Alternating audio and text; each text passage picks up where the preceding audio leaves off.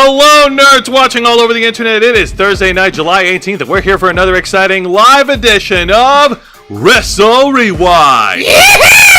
That's right, folks. Another exciting Thursday night to talk about all the spectacular things happening in the world of pro wrestling. We're talking matches, segments, OMG moments. Who's coming through the curtain out of retirement? What special guests are we going to see? Who's passing through the prohibited portal? Exactly, and more importantly, who the hell is going to do something that's so OMG that's going to get people on social media tweeting and touting about how real it looks? Nobody uses tout anymore. Oh yeah, you're right. It's 2024. Tout is dead. All right. Well, folks, guiding you through this journey is me, Jose Casabona. I am the host of this show. I am also the host, the founder, the executive producer, and content manager of this channel. And on behalf of all of us in the Ravens flock, we appreciate you tuning in tonight. And joining behind the camera is the host of the Black Files, my tech partner for Wrestle Wrewind, the man who puts in the hours behind all the videos on this channel every single week. The answer to all of your life's problems. We believe in Mr. Juan Arauz. Thank you for that fine introduction, Jose. Don't you ever forget the mister. Absolutely. And much like all our other shows, we are simulcasting on YouTube and Kick. Hit the subscribe or the follow button on the bottom right corner of your screen. Click the bell icon to enable notifications. And leave your questions and comments below, and we'll answer as many as we can. And if you wish to go above and beyond to support the Ravens flock, then you can become an inner flocker. For $4.99 a month, you'll have access to all the perks that comes with our membership. Juan, tell them. Well, for all the inner flockers we've got in our chat, and I know we have plenty, go ahead and show off those lovely membership badges and custom emojis, letting everyone know that you're here to help rescue the Ravens flock from the clutches of late-stage capitalism to become full-time streamers for your enjoyment and for our liberation. Since 2013, we've been working hard and staying strong to make your voice our mission, but the one thing standing in our way now, in order of making this channel and making the Ravens flock the biggest it possibly can be, is the fact that we have to work 9-to-5 jobs just to hold ourselves upright. But there's a simple solution to that, and it's all on you guys. Simple. Just spread the good word of the Ravens flock.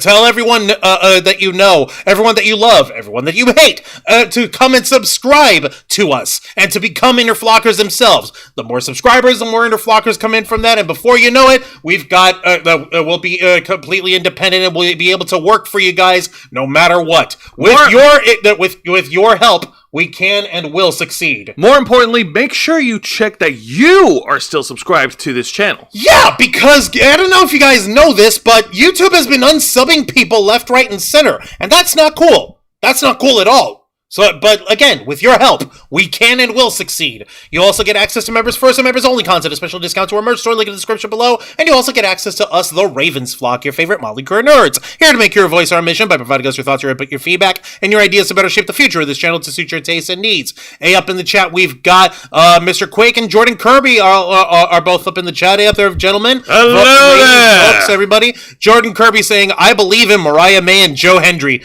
Those are good beliefs to believe in. Those are very good beliefs, and we will touch on those in just a bit. Yeah, pray tell us exactly what is it that we do here on Wrestle Rewind? Well, here on Wrestle Rewind, we review 3 of the most exciting professional wrestling programs in North America today. That is WWE's NXT, AEW Dynamite, and TNA Impact. So, TNA Slammiversary, one of their annual marquee pay-per-view events, is just 2 nights away. It's happening this Saturday on July 20th over in Montreal, Quebec, Canada. A city in the world of professional wrestling that to this day lives in infamy. Yes. Because everyone knows that that the most terrifying and most horrific moments of the history of professional wrestling happen in Montreal, Quebec, Canada. Yeah, I know. Trust me. I don't think we need to bring that up. I think at this point everyone knows. Yeah. It was it's the place where Shawn Michaels screwed Bret Hart. Or, if you pay attention to Vince McMahon's rhetoric, Bret Hart screwed Bret Hart. No, we don't believe. We don't believe in that. But that being said, you know what would have actually helped? I'm just realizing. I'm sorry, Jose. I'm not trying to cut you off.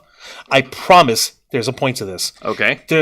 Something that would have actually helped Bret Hart a lot back in 1997 is if he could have sworn that he had everything in his hands. He could have sworn that he had the match under control, at least on his part, but he seemed a little out of it. He seemed a little distracted, a little tired, a little underwhelmed a bit. Perhaps Brett could have used a little more energy. He could have, couldn't he? Yeah, no, imagine if we had a time machine, if we were able to go back in time to the late 90s and provide Bret the Hitman Hart with the right fuel that he needs to put on the greatest wrestling matches of all time. Folks, we're talking about Glitch Energy, the ideal beverage for all geeks and nerds to help keep your bodies vitalized and supercharged. Glitch Energy's specially formulated Smart Energy Blend keeps you running strong all day long, just like the Ravens flock, and they do it with 0 carbs, 0 sugars, 0 calories, and 0 crash. But the most important thing about all this...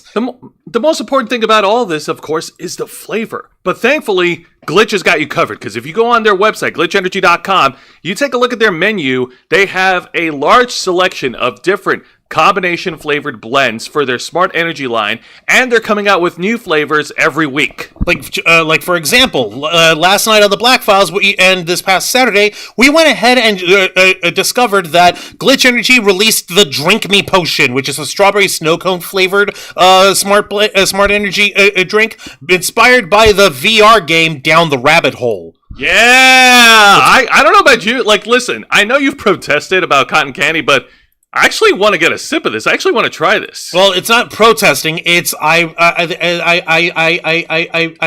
protesting.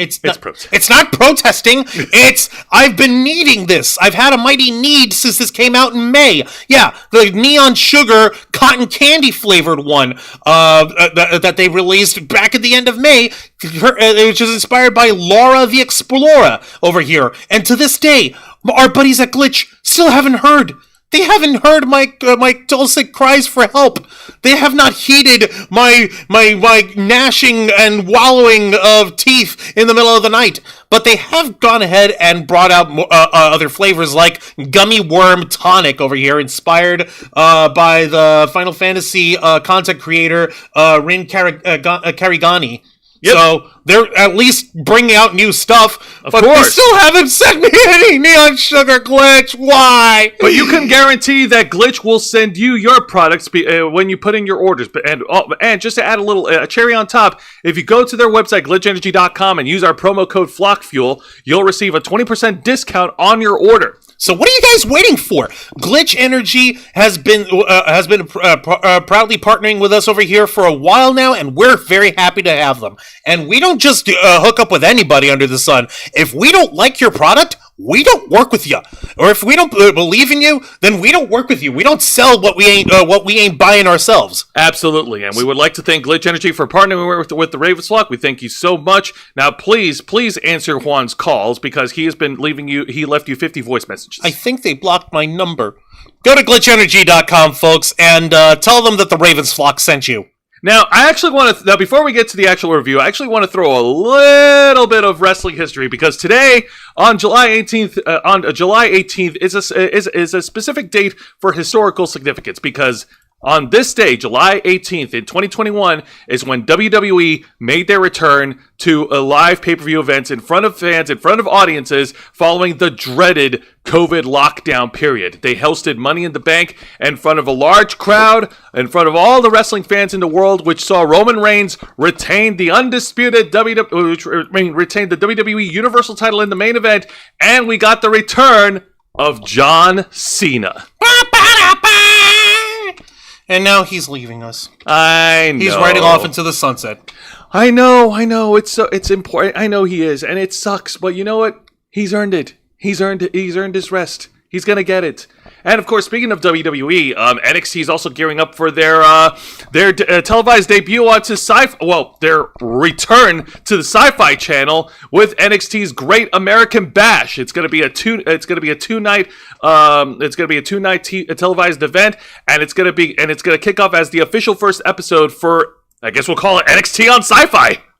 Okay, so NXT's moving to Sci-Fi? Yes. I thought they were going to CW. No. They're going to be moving over to Sci-Fi. I'm guessing it has. It has something to do with the negotiations. I don't know the deets, but that's what's happening. You should know deets.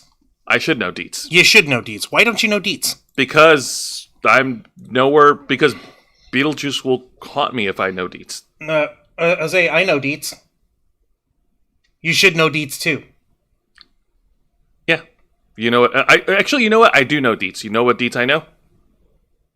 Is that Deets nuts? Oh! We're immature. Yes, we are. And of course, let's not forget All Elite Wrestling, because AEW is also gearing up for not only their Blood and Guts main event match next week, but also for their upcoming pay-per-view event, AEW All In London, which will be on which will be at they're returning to the Wembley Stadium in London, England, on Sunday, August 25th. Oh, it's what do you call it? The reason why they're going to Sci-Fi for the Great American Bash at NXT is due to the Summer Olympics. Ah, okay. Well, you know what? That makes sense. Yep. That's fine. Yeah. All right. Well, anyways, speaking of NXT, let's go ahead and start things off with reviewing this week's edition. Juancho, ring that bell. Don't mind if I do. All right, so here we go. This week's edition of NXT. Lots of prohibited portals are being opened up back and forth, and at this point, anything can happen, and especially in the anything does happen in the Forbidden Door. Well, we're not getting there yet. All right, man. Let's go ahead and get to the opening match of NXT, which is a 6-man tag match, playa. Which sees the in-ring debut of the famous TNA faction, the Rascals, in full form. Wesley, Trey Miguel, and Zachary Wentz versus the Scottish faction of Gallus, Wolfgang, Mark Coffey, and Joe Coffey. All right, so Coffees and Wolf versus a trio of rascals. That's right. If you were to say these words to someone who's from like the 16th century Scotland, like these guys wish they were over in Gallus, then they would lose their shit because they think you're speaking witchcraft. You know something? In an alternate timeline, if certain people weren't fired, this would have been a straight-up WWE match if Zachary Wentz was still employed, and if Trey Miguel decided to go over to Connecticut instead of Tennessee. But I digress. This will not be the first time I reference that, by the way. So let's go ahead and get started. So it's a battle between high speed and power, big versus little, high flying versus smash mouth in your face. Thankfully, Booker T held back the Shucky Duckies. Otherwise, I would have to mute the whole show. You see, that's because Booker T, he's saving all his Shucky Duckies for him to bury more TNA stuff because he's I don't know, he's dumb. He's trying to play the heel commentator, kind of like how Jerry Lawler buries ECW. No, not even that. Like, you can bury without... Like you can bury without being an idiot about it. Like even with Jerry Lawler talking crap about ECW, what did he used to do with it at the same time? He used to be animated. He used to be excited about how much he hates ECW and how horrible they all are and how much he hates their guts and they're all... He rated ECW and bloodied up Tommy Dreamer. Yes. And he also bruised the hell out of his balls. What? That is the right way to bury if you're doing color commentary. The way that Booker T does it is, I don't believe this. Whatever, man. I don't even know, sucker. Minimal effort. You need. Not even effort. He.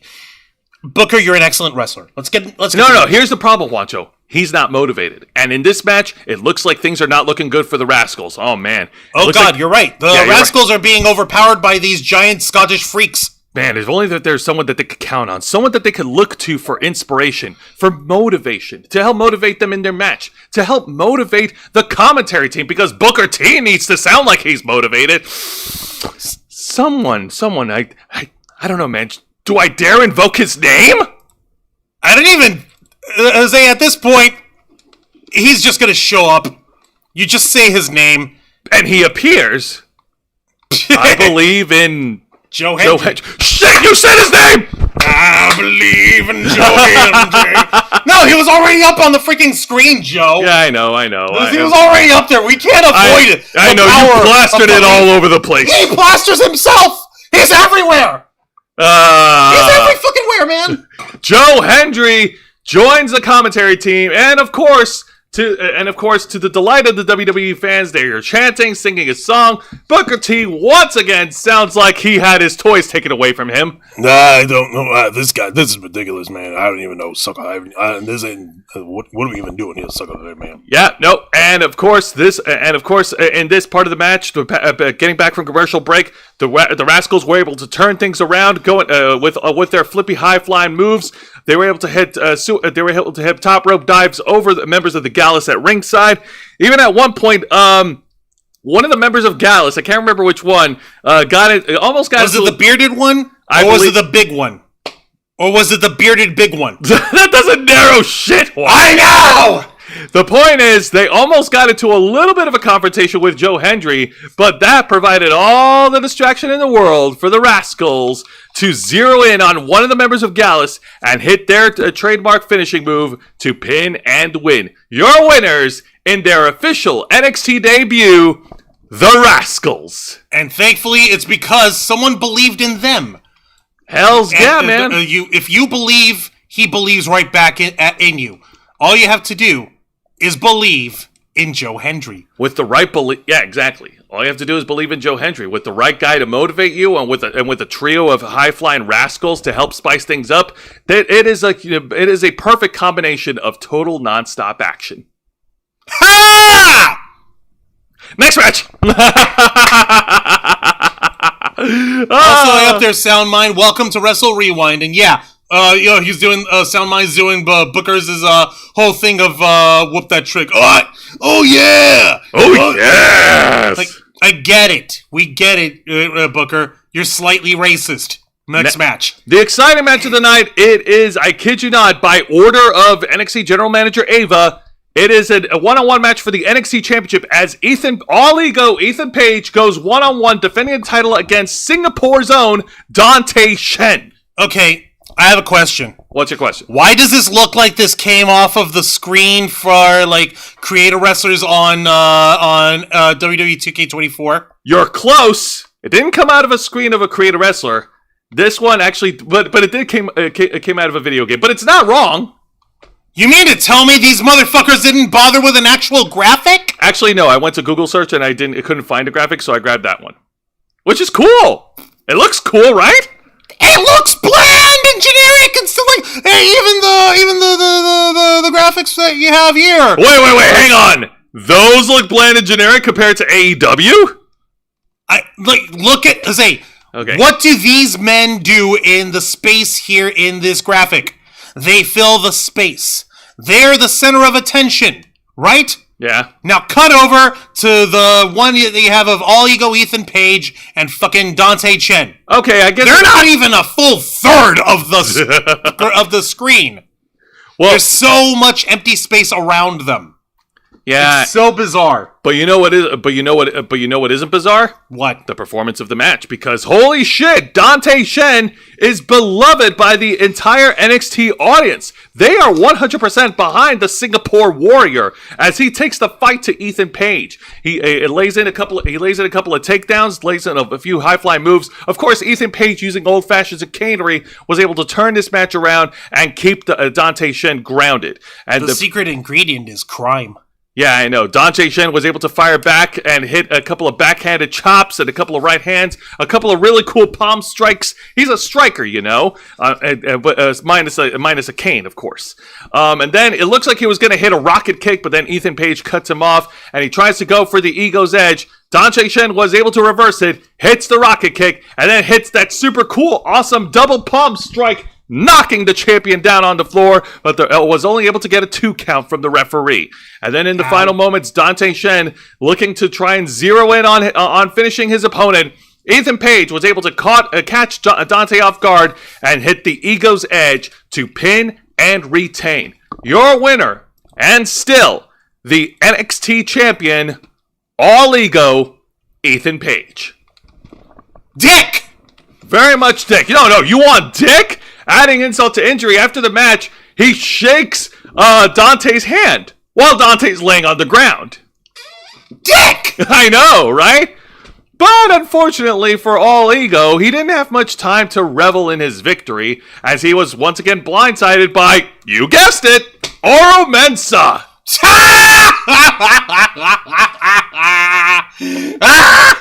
Oro Mensah blindsides Ethan Page. Ethan Page tried to put him out with a DDT and leave the ring. Oro Mensah comes back up, chases down Ethan Page, drags him back into the ring, hits him with his finishing move, and then he does an impromptu pin in the middle of the ring, which of course doesn't count. Because there's nothing to pin for or against. Yes. So yeah, Oro Mensah is making a bold statement that he is good enough to challenge for the NXT Championship. And of course, he wants a piece of Ethan Page because he's been chasing this guy for over a month. He's been chasing him like he owed him money for this whole time, ever since Ethan Page showed up. Also, I'm taking a look in the chat. It looks like, what's his face? Jordan Kirby and Mr. Quake are having a little spat about NXT 3.0, which kind of makes sense because this is way fucking better than the stupid ass 2.0 thing that Vince was trying to do. This is much better, okay? This is way better. It's really cool, and I love the presentation. This is much The only thing we're missing is Vicente Guerrero to chime in. Yeah, where the fuck is he? I'm sure he'll pop up. Yeah, hopefully, yeah.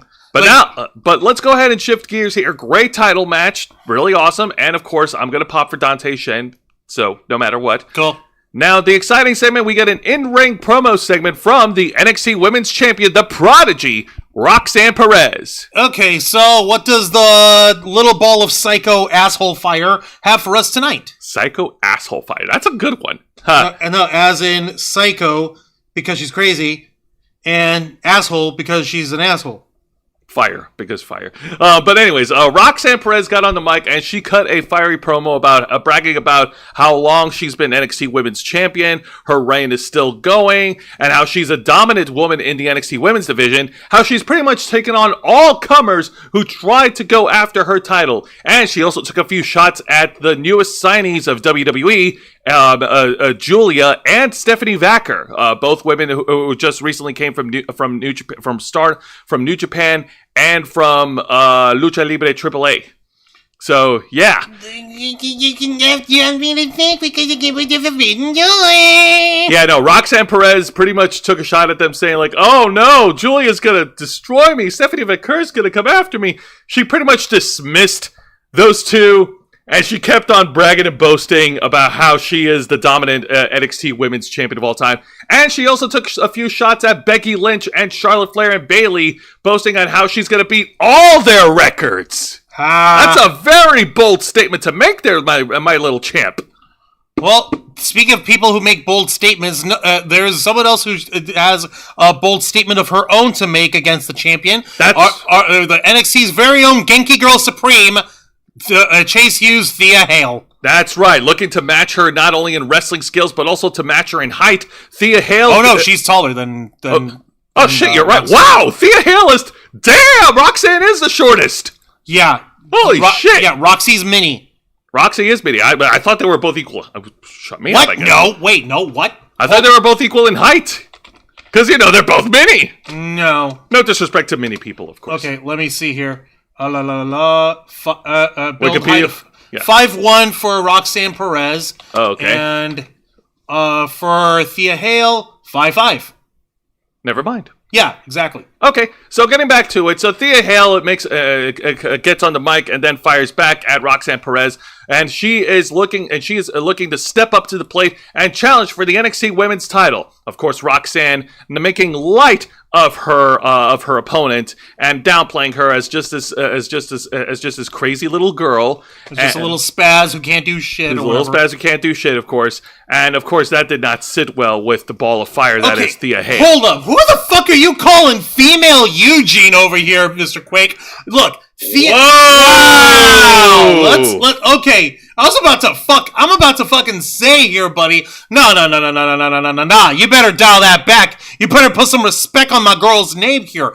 Thea Hale is a ball of energy that is powered by nuclear fusion in her core. All right? Just because she's super hyper, psycho excitable and excited about everything under the sun doesn't mean that she's like Eugene style. Yeah, that's right. You go ahead, you retract that. That's right. That's right. Yeah. Yeah, look at that. You got Juan fired up. Yeah. Not even hot tag time. Oh, yeah! Oh, yeah. Shucky ducky! Oh, God. Quack, quack! I thought you were going for Sucker. Macho Man for a second, man. No, he's like, I mean in a respectful way. He's like, how's that respectful, man? Ain't nobody respecting Eugene. Not even Eugene respects Eugene. Yeah, I know. WWE did not treat the Eugene character with much respect. Not at all. God damn, man. Holy crap. All right. Yeah. Speaking of respect, Thea Hale then breaks out into a fight, looking to beat some respect onto the champion. No, Jordan, let's not dogpile Mr. Quake. He took back the line. We're good. We're all good, guys. All right, it's all good. So Thea Hale didn't take those comments very well, and she and Roxanne Perez had a bit of a fight. Roxanne Perez looking to get the upper hand and locks in the crossface before Thea Hale reverses it and tries to lock in the Kimura lock before Roxanne Perez, that dastardly champion, was able to scurry away with her limbs intact. Yay! So yeah, no, it's official. Thea And Hale. I did send you a picture. Yeah, you did you? Ooh, yay! Let me see. Yep. Let me see. There it is. Yay! Look at how happy Thea Hale is. Yes. Oh my goodness. You have never seen anyone smile so wide.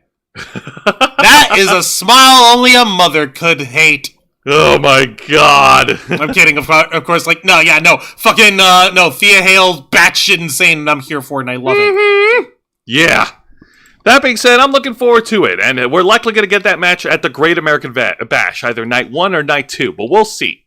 Also, it's kind of weird that the Great American Bash is being hosted in August. It's always been a July tradition. I know, right? What the fuck? Oh, well. Anyways, now let's get to an underwhelming match, and this match I really did not care for. It's a one-on-one match featuring... Loading. What? Loading. Stop it. There it is. Here we go. Javon Evans going one-on-one against Brooks Jensen. Now, the story is that Brooks Jensen had his negotiations last week on NXT with the general manager, Ava. They were able to reinstate Brooks Jensen. He's now hired back into WWE. He's hired back in NXT. And Brooks Jensen says that he's looking to make a statement. And of course, last week, Brooks Jensen assaulted Javon Evans backstage, looking to try to make an impact, much to the dismay of Ava, Josh Briggs, and the WWE fans. Seriously, nobody is buying into this whole goddamn shtick, so I'm going to get to it. Look, there's really not much for me to say about this except Javon Evans wrestled circles around Brooks Jensen.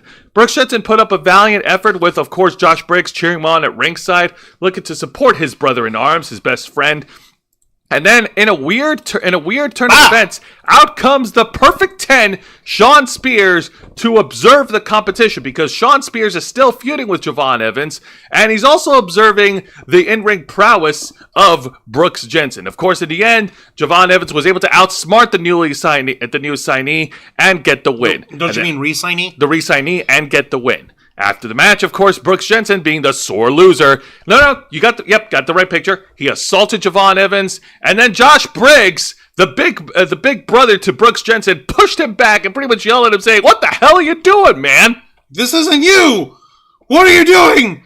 This isn't who you are! Why would you do this? This is not who you are!" I really don't care about this Wonder Bread of a storyline, if you want my honest opinion, because, I don't know, man. Brooks Jensen doesn't believe Brooks Jensen. I know, exactly. He doesn't make me believe. I hate to rip off John Cena's lines, but he doesn't make me care. I don't believe in Brooks Jensen because Brooks Jensen doesn't believe in Brooks Jensen. Maybe he should believe in someone else. I don't know. I mean, that's going to be... I don't know if even Joe Hendry could salvage him, because that's going to be a lot of legwork, Juan. That's going to be a lot of heavy lifting. Yeah. No, seriously, it's just that Brooks Jensen doesn't have anything going for him. And then... In terms of energy, or in terms of, character. It's so fucked. Yeah, the only thing that he's got right now is that he wants to make an impact. He has his job back. Great. What else? But anyways, moving on to a weird segment of the night, we get the NXT return of Ashante the Adonis. Well, to be specific, Ashante the Adonis and Cedric Alexander has been drafted from SmackDown back to NXT. And Ashante the Adonis immediately starts putting the moves on Jakara Jackson and... on Lash Legend? On Miss Trick Willy Wonka, yes. Dude, okay.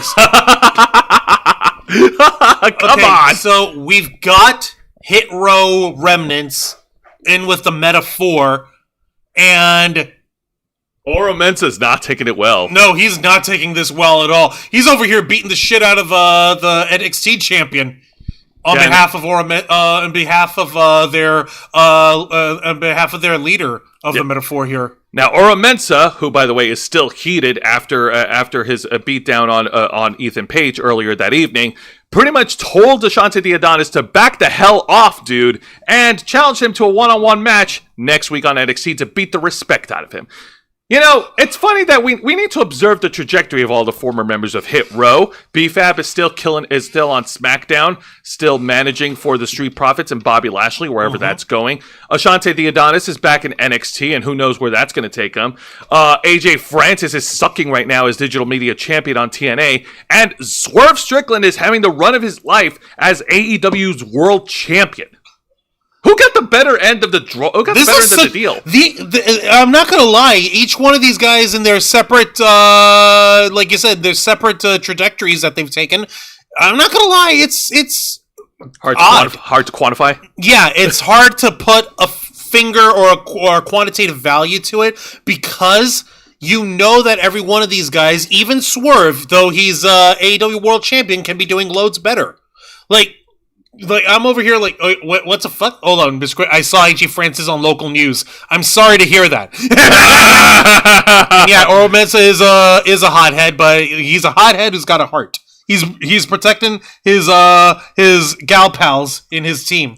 I guess, honestly, by default, I think the person who got the better end of the deal would be Swerve Strickland, because of how well AEW has pretty much invested into him as a main event player in the past year. And Swerve Strickland, he's their top champion, he's their top world champion. So yeah, I mean, by default, Swerve got the better end of the deal.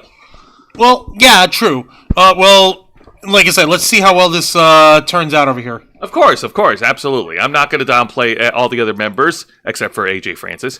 But we'll see how things go for Oro Mensa.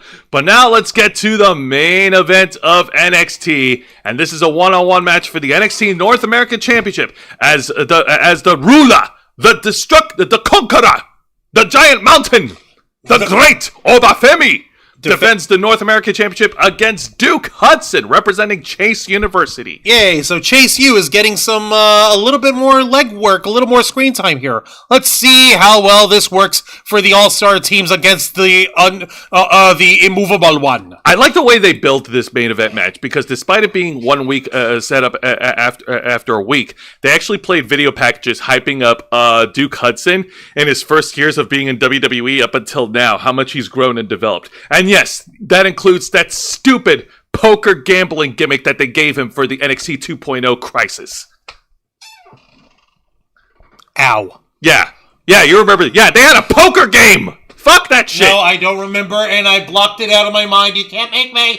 Juancho, I'm sorry, Juancho. You can't make me! You have to remember everything that happened during the multicolored midlife crisis! I don't gotta remember shit, Starscream. Why do you think I take drugs? Oh, wait. I take them because I have mental health issues. It's okay. So do I. No, you don't. Yes, I do. I actually do. Maybe you do. But anyways, getting back to the event. Shit! Yeah, no. In the beginning, Oro Mensa was pretty much tossing... Wait, Oro Mensa? I mean, sorry, Obafemi. Damn, these names blended together for a while. Obafemi tosses around Duke Hudson in the first couple of minutes of the match, and then Duke Hudson gets fired up. He takes off the Chase U shirt, he takes off the headband, and he's going for realsies. And he is taking the fight to the Nigerian Giant. Oh my god, he's getting really actually serious this time. Oh no! And for a guy his size, he's 6'5" and 275 pounds. He could also move like a cruiserweight. Like I've in this main event, I saw him do amazing things. Like he caught Obafemi off guard with a great Hurricane Rana in the middle of the ring. Can I just point out over here? Sorry, my girl Thea Hale, over here in the lower left hand corner. I'm just liking her reaction here, and I am glad that you have such a high-resolution photo. Otherwise, I wouldn't be able to do this without it looking wrong. But even she's like, dear merciful shit! Yay! That's my buddy! Oh my god. But that being said, yeah, no, Duke Hudson, He was overwhelming the Nigerian giant. He knocked him out of the ring. He flew out of the ring and did a tope suicida over the top rope, which was fun. Like you said, he's moving like a cruiserweight. Hells yeah! Even at one point, he even pulled a page out of former WWE Women's Champion Trish Stratus and hit the stratosphere onto Obafemi, who was sitting on the top turnbuckle. What? Yeah. He pulled a Trish Stratus move? Yeah. Nice. Hey, kudos to him, man. But getting back to it, you can see it. There's the top rope. There's the top rope dive that he does, and he floors the North American champion at ringside. He's like, you can see Obafemi. He was like, wait, no, you're not supposed to be up in the air. Fuck! But of course, Obafemi would not waver. Obafemi was able to regain his footing, and there were moments where Obafemi kept dominating throughout the entire match. Even at one point, he even hit a surprise choke slam in the middle of the ring, as you can see right here. Ow! Oh, Jordan Kirby's asking. I thought Omos was the Nigerian giant. Well, Omos and Obafemi are Nigerian giants, and if you want to get technical, so is Moose. Really? Yes! I thought he was Canadian or something. No, Moose is Nigerian descent. Really? Yeah! You can go ahead and look him up on Wikipedia if you want. Bullshit! Hang on. Yeah, man. Even in his... Quinn Ojinaka, the wrestling name Moose, born, nope. Okay, look, he was born in the States, but he is... Born in Seabrook, Maryland! Wow, Jose! No, Juancho, you have to click the damn page, you dumbass. I did! Born in 1984 in Seabrook, Maryland. Oh, well, what the fuck? I guess it... No, he's just billed from Atlanta, Georgia, Orlando, Florida, and Washington, D.C. He's not even anywhere near Nigeria! Ah, come on. What? I thought he was. Nope! Under his personal life shtick or something. Nope! Oh, well, fine. Well, it could have fooled me, because he made a lot of Nigerian references on social media. No, I mean, you're allowed to. Oh, he's of Nigerian Igbo descent. Ha! No, he's of descent. He wasn't Nigerian born there. descent. There's a difference. But there's a big fat difference, eh? That's a technicality. Yeah, technicality, my technical dick. Let's get back to the match, will ya? So getting back to the match, so Obafemi lays out Duke Hudson with a choke slam, and then both men take the fight at ringside as Obafemi lays out Duke back first onto the announce table, as you can see right here. Ow! And of course, after all the chaos, both men are in the ring, and Obafemi smells blood in the water and hits his pop-up powerbomb, which he calls the Fall from Grace, to pin and retain. Your winner, and still the NXT North American Champion, the Great Obafemi. Fuck! Damn, that was a good match. God, this hurts. And you also you felt good for Duke Hudson too, because like, hey, it looks like you might actually get it. This nope. Ow. And that's how you properly build a main event caliber match. It doesn't have to go past the time limit that they were given, and they made it look spectacular. They made us believe that Duke Hudson was going to win, and they made us believe that Obafemi is a real threat and he would destroy him. It had emotion, it had struggle, and like I said, it didn't need to go longer than expected. It was all done right, and of course, the main event was booked as the last match. Right. Yeah, no. They didn't have to put it in the middle. They didn't have to book it in the beginning of the match, because otherwise that would have set an unfair standard in the beginning of the show. Because otherwise it would set an unfair bar, an unfair standard for the rest of the program to follow. Yeah, it wouldn't be fair to them, I guess. I'm going to come back to this point in a little bit. Juan, your thoughts on the main event? It was a solid match, and I'm glad that these folks got to get their money's worth. You know, they got to get their licks in. Now, before we get into AEW talk, me and Juan, we do have two honorable mentions to bring up on the subject of the prohibited portals and WWE exploring different worlds and seeking out new worlds and new civilizations, boldly going where every wrestler has gone before, but where no sports entertainment has gone before. Yep, we have two honorable mentions. The first honorable mention goes to WWE superstar AJ Styles for heading over to Pro Wrestling Noah in their special pay-per-view event to take on wrestling legend Naomichi Marufuji. That's right. Naomichi Marufuji is a wrestling legend over in Pro Wrestling Noah, and these two had an incredible and instant wrestling classic that folks are going to be talking about, featuring the best in high-flying and technical prowess from two decorated wrestlers. It was certainly the stuff of legend, like you said. Also, Jordan Kirby was remarking about the North American title match, big meaty men slapping meat.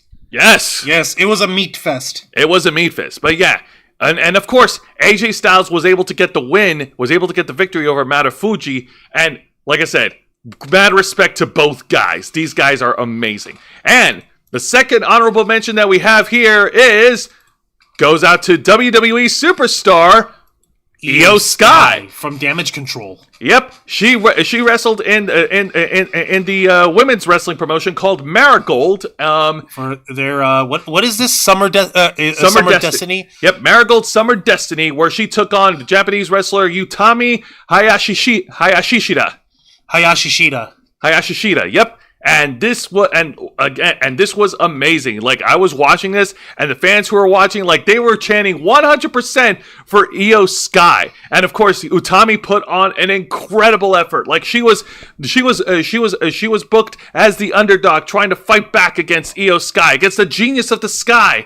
And despite her best efforts using her power moves, Io Sky was able to dominate with her high-flying abilities and laying her out with her patented moonsault to pick up the victory. So shout out to AJ Styles and Io Sky for the win. No doubt, I'm sure somewhere out there in the distant land of Tampa, Angel Mendez is cheering for Io Sky. I mean, he loves him some Joshis, he loves him some high flyers, and Io Sky traveling through the prohibited portal is definitely been something he's been heavily invested in. So yeah, kudos. Absolutely. Very happy for both of them. And you know what? That's amazing. It's amazing how WWE, in small doses, is able to allow their wrestlers and do businesses with other promotions, you know? No, I know what you mean. Jordan Kirby saying, what's Damage Control been doing? I haven't been watching because I've been watching the Mariah May Bloody Betrayal.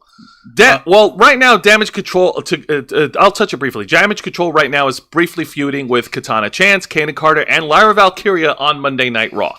Which is crazy. It is. And now that that's done and over with, let's get into this week's edition of AEW Dynamite. Light the fuse, hit the boom, Dynamite! That's right. Let's go ahead and open things up because now this one, I've been waiting to talk about this. I've been wanting to talk about this since yesterday. Juan hasn't seen it. I have seen it. This is not only the opening match of Dynamite, but it is also the exciting match of the night with a small little caveat, which we will get. There's an asterisk. There is an asterisk to this opening match. And this is a one-on-one match for the AEW International Championship as the Will Ospreay, the Billy Goat, defends the International Championship against Maxwell Jacob Freeman, MJF. All right, so at long last, MJF gets his hands on Will Ospreay for the first time. And is he an ostrich or is he a goat? Yes. An ostrich goat? Yeah. Oh, God. We got some gold on the line. Now, if I remember correctly, this match went for a hot minute, didn't you? According to the to AEW Dynamite, this match went on for nearly an hour. Almost an hour went through this match. And it is a lot to talk about. Of course, first of all, this week's Dynamite took place over in Little Rock, Arkansas. Good for them. Good for Little Rock. At the Simmons Bank Arena. There you go. Yeah. Now, like I said, this went for almost an hour. These guys had one hell of a fight. They were each one of these guys exchanged their wrestling moves, exchanged reversals in the middle of the ring. Will Ospreay, of course, showing off his high-flying prowess, and then they took the fight over to the crowd. I wish I had a picture of this, but there was a moment where they were fighting in the crowd, and there was a moment where Will Ospreay held up MJF and allowed one of the fans, who was a little kid, a little 7-year-old girl, to attack MJF. I kid you not. She gave the most adorable little BB punches onto MJF's ribs. It's like, go on, get it. I found the guy on Twitter. He's like, that's my little 7-year-old girl. I'm so happy for her. She got to beat the shit out of MJF. She's so cool. Hey! Hey! It's for the kids. She's never going to remember this. Of course not. Come on. But that being said, well, then again, it's kind of hard to forget when you're a 7-year-old kid beating up a wrestler. I don't know, kids remember little things, the internet these days, and Yeah, I know. And the memory spans, and you see, the kids these days, with the brain damage. I also sent you pictures of the match, by the way. Oh, you did you? Yes, I did. Go ahead and check it out. Wait, wrong thingy. Hang on, I almost changed the logo. No, Okay, you're fine. so- You're fine. Yeah, no, I know you said that you wish you had the photo of the one thing. Yep. Well, instead we have a photo of The action went back to MJF wondering what the fuck is Will Ospreay doing upside down in the air. Will Ospreay, that is a standing shooting star press that he lays out on MJF after they return to the ring, and it looks like everything was going well for the chimera combination of goat and ostrich, as Will Ospreay and MJF continued their fight on the ring apron, but MJF, that bastard, was able to get Will Ospreay was able to hit the Styles Clash and hit MJF face first onto the freaking edge of the ring apron. And now there is also another story that was built into the match as MJF is trying to work over the right shoulder of Will Ospreay, trying to soften him up for the salt of the earth and to keep him from using the hidden blade finishing move. And he was working on it so much that at one point the officials had to go check on Will Ospreay to make sure that his shoulder has not dislocated. Yeah, By the way, it did. How? No, it's dislocated, but then they relocated it back in. Don't ask me how they did it. I don't know anything about resetting bones. I do. It hurts. Ew. Sucks ass. You don't want it. I've been there. It's very, very painful. Ugh, yeah, I know. You and Snake both. Yeah, no freaking kidding. All right, so for the rest of the match, MJF continued to work over the shoulder of Will Ospreay. And look at this guy. He is just smarter than him, outsmarting the guy. Nothing can blindside MJF, by gum. Except for the hidden blade elbow that's going right into the back of MJF's skull there that he doesn't see coming from a mile away. Oh, yeah. Yeah, no, Will Ospreay was able to regain his footing. They exchanged pinfall reversals. Will Ospreay and MJF exchanged awesome moves. MJF hit a tombstone pile driver onto Will Ospreay. Will Ospreay was able to fire back and hit hit an enziguri in the middle of the ring.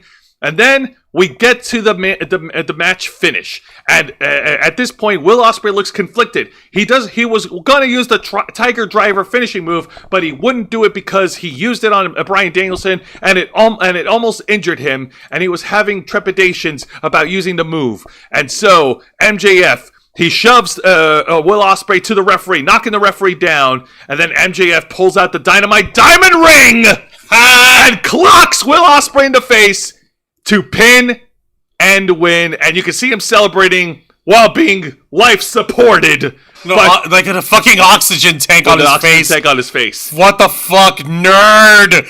Wow! Your winner and new AEW International Champion, Maxwell Jacob Freeman, MJF.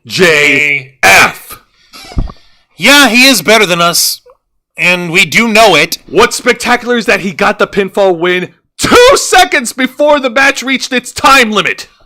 Which is bullshit. Like, was there a freaking time call by the referee or the announcer or whatever? By Justin Roberts, yes. Like, what was it? 1 minute remaining in this match or something? Yes. Oh, Jesus. Fucking hell. Okay, so yeah. See? Okay. Now, nicely done. Nicely done. On the one hand, yes, let's give the flowers to both MJF and Will Ospreay. They have definitely earned it. This was an incredible wrestling match. Pay-per-view caliber worthy. The fans of Little Rock loved it. The fans watching at home loved it. MJF has proven once again why he's one of the greatest, if not the greatest wrestler in All Elite Wrestling. And Will Ospreay definitely held his own. He put up a great fight, a great valiant effort. This was an incredible match, and I am not taking anything away from these two competitors. They deserve it. They have earned their spots, and MJF has earned it in his return. Now comes the asterisk. All right. So here's, go ahead. All right. So here's criticism number one. This is a clear obvious example of hot-shotting a match on TV when this match could have made a lot of money on a pay-per-view. And hot-shotting is really not a good long-term strategy for wrestling promotion if they're on television. I understand it's good in the short run if you're trying to pop a rating, but in the long term, hot-shotting definitely does not help. It does more harm if you're wanting to make money. And number two, this match sets a high bar. Like, after watching this match, what else are you going to watch? Because everything that follows after the fact, like, would not be able to hold up to the same standard as the opening match. It's impossible. That's impossible. Now, like, for anyone who doesn't actually know what the hell hot-shotting means, it's simple.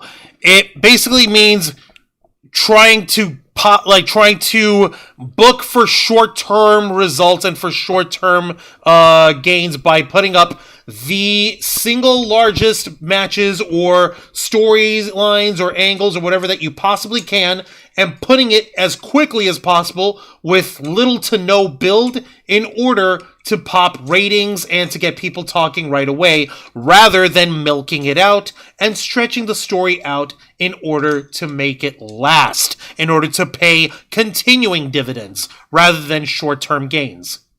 Pretty much. Remember, last week on AEW Dynamite, they came short of 681,000 views, and they fell short in their 18 to 49 key demos. I actually took a look at the numbers this week, and their ratings jumped back up to 795,000 views and a .27 in the 18 to 49 demographic. Thank you, Maxwell. Yeah. Thank you, Ostrich. Once again, Maxwell Jacob Freeman is carrying the fucking wrestling promotion. Yeah, he's gonna need to go back on the injury list after this. Because of how much he's carrying the fucking promotion with this. Juan, your thoughts on the opening match? There's more? Well, no, I'm just asking you. Oh. No, I'm saying, like, wait, do you mean the show isn't over from Dynamite? No, this is just the opening match. This is like the first hour. They're done with the first hour. But So we gotta cram everything else in. But there's, like, what can we possibly do? We peaked! We peaked! Well, what more can they do? Well, Since you said that was the exciting match as well, I guess we can just go to our next segment. yep, let's go to the exciting segment of the... Oh, God! Yes, we still forgot about the other compelling storyline in AEW, as Mariah May has an in-ring promo to discuss her actions from last week. On last week's edition of Dynamite, and Mariah May succeeded in the main event and won this year's Women's Owen Hart Tournament, and she has earned her title opportunity against Toni Storm at All in London. Let me get into the chat real quick, because I'm seeing exactly what's going on over here. Quake, what do you call it? And Jordan Kirby are like talking about MJF and how that match is proper AEW stuff. But like, Mr. Quake, you got to remember something. The Mid-Atlantic Championship was the International Championship was the Mid-Atlantic title, and it was mid and it was dumb that way because he put Japanese and Chinese flags on the belt, trying to call it Mid-Atlantic. It doesn't work like that. Number one. Correction, All Atlantic. All Atlantic, whatever. It's even dumber. That's number one. Number two, strictly speaking, MJF is now already a Triple Crown champion. Because he has already been a TNT champion. He has been... Actually, no, he hasn't. Oh, he hasn't? He has been the AEW World Champion. He is now the International Champion, and he was a Ring of Honor World Tag Team Champion. Okay, my mistake. My bad. I could have sworn Maxwell had the TNT title. No, for a little while. No, he didn't? Nope. Okay, that's my B. No, it's okay. Okay, he deserves to be Triple Crown. But then there's also the Continental Crown title. Oh, God. Too many titles in AEW. Come on, guys. Shave some of it off. After winning the tournament, Mariah May, in a shocking fashion, has turned on a timeless Toni Storm and left her a bloody mess on stage. Now, you can be freaking competitive and attack her all you want, but there's no reason to go this far. Oh no, she went a lot further because adding insult to the injury, she showed up and she was dressed up as timeless Toni Storm. Well, the story goes full circle here, guys. It's official. What do you call it? No, Mariah May was brought in to be the understudy, to be the apprentice, the successor to Toni Storm, and she beat the shit out of Toni Storm and bloodied her up. So now she's presenting herself as timeless Toni Storm. Yeah, no. I mean, that's it. It's official. She's now the new Toni Storm. We have a rebooted Toni Storm. Toni Storm 2.0. Toni Storm's been recast. Oh. It's like what happened with Terrence Howard and Don Cheadle. Oh, God. Look, it's me. I'm here. Deal with it. Let's move on. Okay, I was just... Drop it. Okay, it's dropping. All right, so Mariah May. She makes... Timeless Mariah May. Timeless Mariah May makes her way over to the ring. And she gives herself a couple of minutes to soak in the crowd reactions as she's about to explain herself. And there is so much negative energy in the air that it prompted Tony Schiavone to go a little off character and pretty much said geez, speak up, bitch.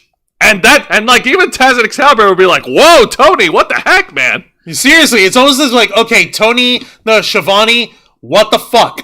What are you? Is Toni Storm like your wife? Is she your girlfriend? Like, dude, why is he taking it this hard? If it was Britt Baker, like if Mariah May destroyed Britt Baker, I would understand that because he's got a hard on for Britt Baker. But this is Toni Storm being beaten up. I mean, like, okay, I get it. She's just basking in the booze, which is fine. That's what a heel does. Like, yeah, go ahead, fucking hate on me, whatever. It's almost as if Tony Schiavone forgot what business he was in. Now Mariah May finally got a chance to talk, and she pretty much told the fans that this was inevitable, that this was her plan all along, that she would eventually turn on Toni Storm. Like, she was smart to Tony. She was not manipulating Tony. She was not being manipulated. She was manipulating Toni Storm. No, you what? Like, this was all part of her plan. What plan? To take everything away from Toni Storm. How? By becoming her understudy, by gaining her favor, and then eventually growing into a success and usurping her. But I thought that the story was that they had a three-way lesbian kiss. I thought that was the story. Well, you know the saying, Juancho. Love hurts. No, that's not it. That's not it. No, no, no, no, no, no, no, no, no. Well, force hot tag? Yeah. But this isn't even the bad shit. Shut the fuck up! Okay. I'm hot tagging you now! Give me get out of there! Take a seat! Okay. Shut up and take a seat! Shut up! Hey there, folks. Juan Arouse from the Ravens Flock, the tech guru, the team host of the Black Files, and of course, the tag partner to Jose Casabona on Wrestle Rewind. And I gotta tell you, okay, lie to me, Jose, if you must. Were those the actual words that Mariah May was saying? That this is inevitable, that I was masterminding all of this? Was that really what she was trying to fucking foist on us? Not exactly word for word, but... What was she saying? Word for word. I want word for word. Calm down. No, you don't tell me to calm down. You're trying to play it up this way. You get to fucking own it. Word for word. In the mic. All right, she pretty much said that, this was always going to happen and that it was only a matter of time. That before she turns on Toni Storm. Did she say that this was all part of her plan? Yes. What plan? There was never any indication in any way, shape, or form that this was even remotely planned. Yeah, we knew that this was going to be built up for sooner or later for Mariah May and Toni Storm to clash. This is inevitable when it comes to these kind of pairings because of the dynamic of their relationship. Okay? The relationship is that of a mentor and a pupil, of a mother and a daughter, of an older woman in a romantic relationship and a younger woman in a romantic relationship. You could call it semi-romantic because of the way these girls were flirty with each other, and especially with the HLA three-way lesbian kiss that apparently, according to fucking Dave Meltzer, is a storyline. It's not a storyline. It's an angle, you idiot fucking hobo. Marijuana's good, legal in California. I know. I don't fucking get it. And I ain't Megatron up in this over here, Mr. Quick. You better not want to ever see me Megatron. You better pray and thank your lucky stars you never seen me go full Megatron. Alright, sucker? What I'm doing over here, this is just me spitting straight facts. And this has been a problem with All Elite Wrestling from the get-go. What plan? What story? What indication was there? Was there any kind of indication in the lead up to their entry in the Owen Cup women's tournament and Mariah May winning the title shot at All In? Was there any, even the slightest indication that Mariah May was going to be fucking Turning on Tony? Yeah. No, nothing. You know why? Because this wasn't ever the plan. Because there is no plan. You fucking hobo. Jesus Christ, dog in heaven. You don't get to say this is my plan all along without trying to foretell us that this was a plan to begin with. That's not how this works, brother. And we can tell that this shit cannot be foisted on a wrestler without the wrestler at least giving a, excuse me, Mr. Tony Khan, bossman sir guy, what plan? What's my motivation? Couldn't have said it better. What's my motivation? No, yeah, you're finally gonna pull the trigger on those two turning on this girl turning on Tony and turning on and getting off on this stuff. And yeah, I get it. It's gonna happen, and it needed to happen at some point or another. That is how you do this stuff. That is how these kind of relationships and that's how these kind of storylines can work out. But there was absolutely no indicator. None. It's like the opposite of what we had with Better Than You, baby, when MJF and Adam Cole, baby, were together, baby. You remember? What was I saying from the first fucking tag match that they were in together? What was I telling everyone? What was I telling everyone? Help me out. What were you don't fucking remember. Just tell us. I was saying it's going to hurt everyone so bad when these two turn on each other. Because their relationship up to that point before they started teaming together in earnest was already conflicting. It was already, I don't like you, I don't like you. And then they were randomly paired together in a tag match. They got through the tag match, but then they're like, you know what? We kind of work all right together. Let's keep doing this. And at the behest of Adam Cole, baby, MJF lowered his guard. And MJF allowed himself to be more friendly. MJF allowed himself to be more paired up with someone. And oh my god, Adam Cole, baby, was the devil all along. Yeah, no, there was a lot of... there's at least that freaking storyline of that tag team of these two guys had the seeds of these motherfuckers are going to turn on each other one way or another. It's just going to be a matter of how and when. But they dragged the devil shit, and that's what... this is just the devil shit! No! It doesn't work like that! Stop it! God damn it. Now, to Mariah May's credit, she did deliver the promo really well. She allowed the fans to sink in with all the boos. Like, there was criticism that the fans were being too watered about this whole thing, but that's because the crowd of Little Rock sucked. I mean, her mic work, her delivery was on point. Where did that criticism come from, Jose? Go ahead, say their name. Wrestle Talk. Really? No, I'm not kidding. Really, Ollie Davis? Ollie, my boy, my man, my bruv, if you would. Jam that jam, sucker. Yeah, I did. I went there. But that's not even the point. The point I'm making is like, okay, if it's the fans being watered down or whatever, that's a fucking issue with production.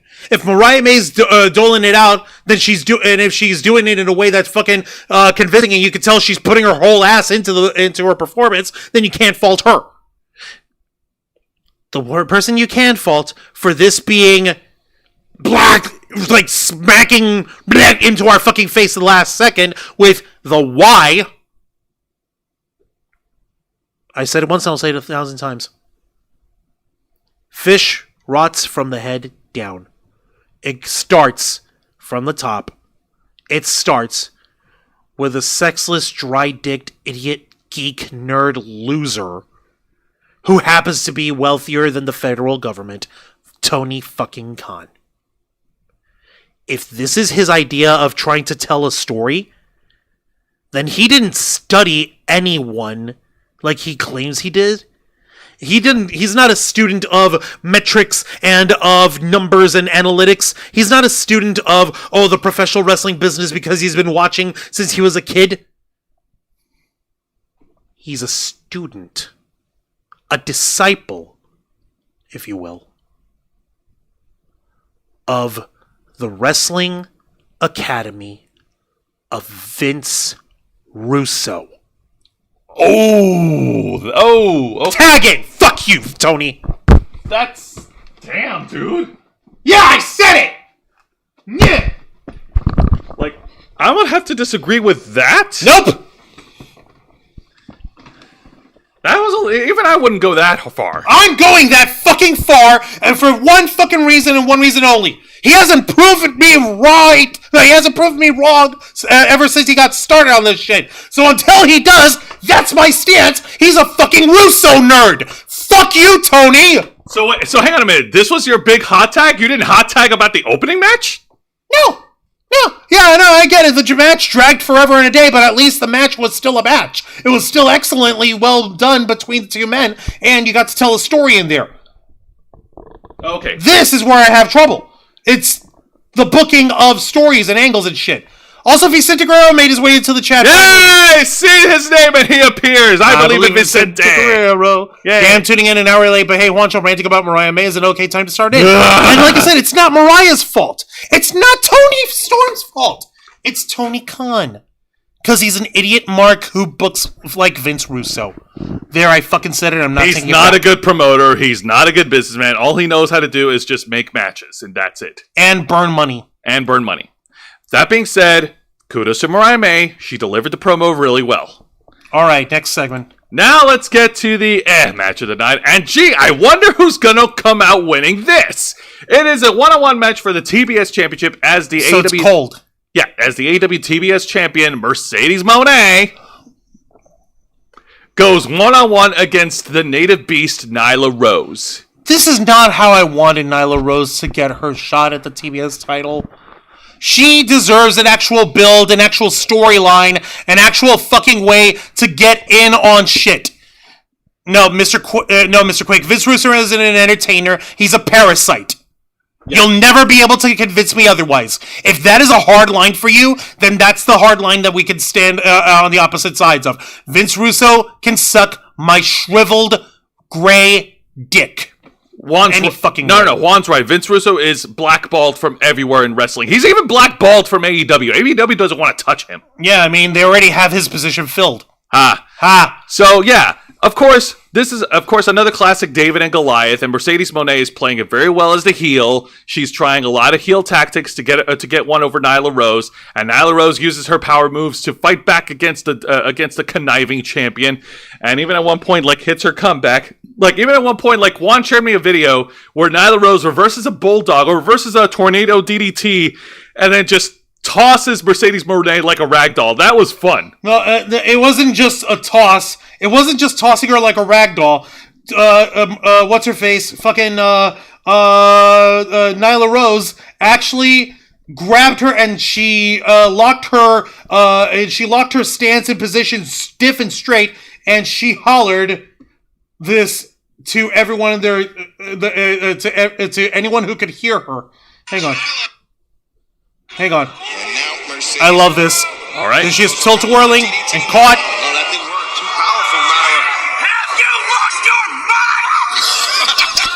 Nyla, giving Mercedes an earful. And then Nyla Rose drapes Mercedes money on top of the ring onto the ring ropes because Fucking ow. Ow, okay, yeah, thank you.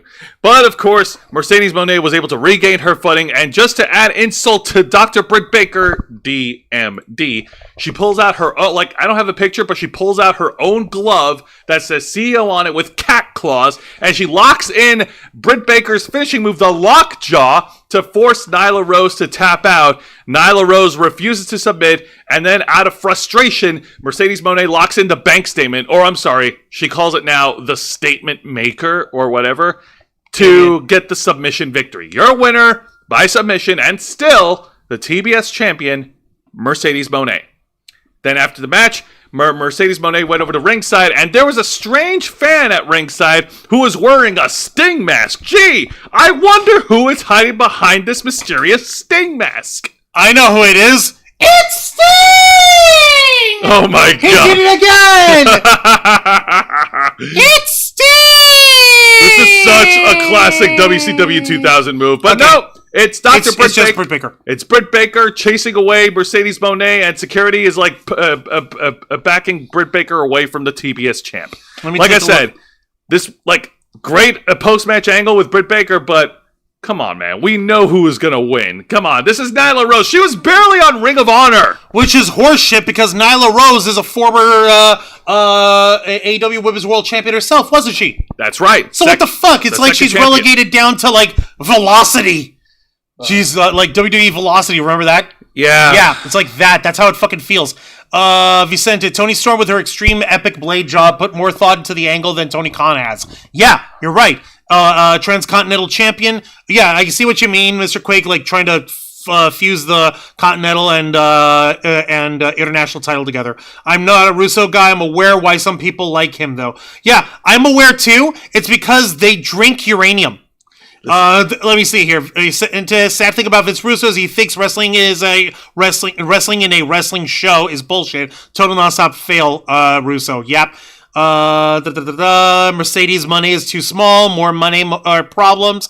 Nope, I knew it. Yeah, we all knew it was fucking what's his face. It was Britt Baker here. We were just making the fucking joke of what's his face of Sting being under his own Sting mask. Yeah, no, Sting under the mask of Sting. It just seems pointless for Mercedes Moné to defend her championship on TV heading towards All In when we know that A, she's right now one of the hottest stars in AEW, and B, she's not going to drop the title before the big pay-per-view event. It just doesn't make any sense. Other than giving her time on TV, which, yeah, you need to, because you need to build to Mercedes versus Britt Baker, but having her defend her title consistently a lot?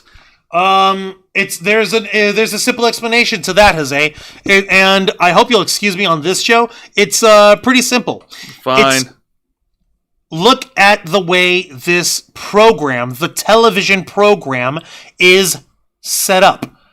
We just got through Mercedes Money and Nyla Rose. Yes. Before that, we had the angle, the in-ring. Hang on. The in-ring promo segment. The in-ring promo segment of Mariah May in the ring, dressed up as timeless Toni Storm, right? Yes. Before that, the only other thing we had was the International Championship. Yes. What do all these things have in common? You have 3 segments that you discussed over here so far, but what are they all including? People who matter to the ratings. To the ratings, yeah. Ratings. It's all about ratings. It's all about the ratings here, Jose. It's all about Tony trying to pop the short-term gains. Tony Khan, though, not Tony Storm. No, Tony Khan. He's a fucking idiot. Yeah. This feels like desperation booking.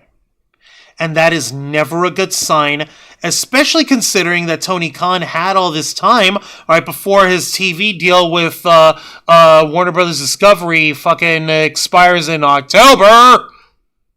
But what do we? But maybe I'm just reading too much into it. Maybe I'm just a little bit more educated in telecommunications, in business management, and in pro wrestling dialogue, and in mass communication and journalism, and telecom organizations. Yeah, no, I just burnt my fucking money in college for nothing. This is a casual reminder that Juan has more talent in his left nut than Tony Khan does in his entire body. I've got more knowledge in my left pinky than Tony Khan has! Fucking coked out dweeb. Vicente, Britt Baker in the Sting mask has the chance for some new movesets coming. Next match goes for a Baker splash and howls in the ring. Ha! Ha! Is it okay? I'm in for TNA. Remember the Mexicools? Yeah. The Mexicools were cool. All the pun intended. But now let's get to the segment of the night, and thankfully it was saved by someone way cooler than the main host of the segment. It's another one of those segments featuring the Learning Tree Chris Jericho called TV Time. That's right, the FTW champion. TV Time with the Learning Tree. Yep, Chris Jericho's in the ring with bounty hunter Brian Keith and Big Bill. He first gives some unsolicited advice to the crowd of Little Rock, Arkansas, and remarks on how Little Rock is the city that has the most one of the most highest crime rates in the nation's history. Wow. Yep. And he's saying like, oh man, you people need to do better. You've got a lot of crime happening, a lot of people getting arrested. And he plays it off as. You normally... Thanks, guys! You guys are the best! Very self-absorbed, yeah. And, of course, he also makes light of his actions in the past couple of weeks of Samoa Joe, and of how he drove Samoa Joe through a fake wall with a forklift, on how he threw a fireball at Hook's face the week prior. And, yeah, no, he's pretty much just preening his own feathers until out comes the murder grandpa himself, Minoru Suzuki. Minoru Suzuki. Yay! Murder Grandpa's back! Murder Grandpa! Yay! Now, Minoru Suzuki initially challenged Chris Jericho for the FTW title at Forbidden Door, but for reasons, that match never happened. So Minoru Suzuki showed up and interrupted the TV Time segment to announce that next week on Dynamite, Minoru Suzuki will challenge Chris Jericho for the FTW Championship. Oh, yeah. Please, I'm begging you. Please! Please, Murder Grandpa! Please, I'm begging you! You may be old as shit, but at least you're more entertaining than Jared Troll. I'm begging you, please! Get that freaking dumbass off my screen! I'm begging you, please! I'd rather the FTW title be on Suzuki, because he at least knows how to kill people properly. Do you remember how badly he beat up Maki Ito? She was adorable! He fucking destroyed her. There's nothing going away from that, at least. Oh. Yeah, that was a dub match, but it was better than everything Jericho's been doing. Because he puts his ass into it. Because he knows the type of role he's playing, whereas Jared Chode is over here trying to play shit from 30 years ago. Now, when we're talking about Jericho's work in AEW, we're talking about everything from 2022 to now, right? Right? Right?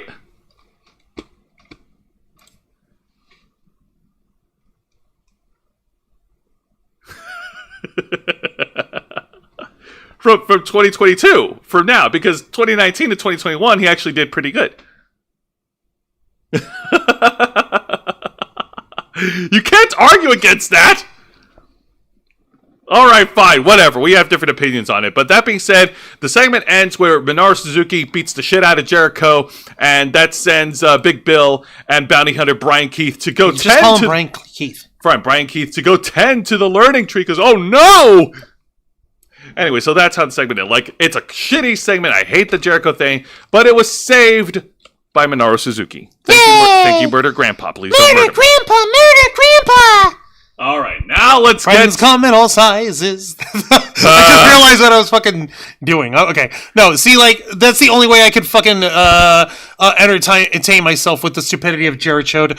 But, yeah, let's go ahead and get on. Is there a honorable mention? No. No honorable mention. Nothing honorable? No. No? Nope, we're just going to go straight to the main event of AEW Dynamite, and this is a champion versus champion match as AEW World Champion Swerve Strickland goes one-on-one against the AEW Continental Champion, the Rainmaker, Kazuchika Okada. Okay, it's just champion versus champion. Is it title for title? No, just champion versus champion. So it's a non-title exhibition. Yes. It's a non-title exhibition with two of your most popular champions. Yes. Oh,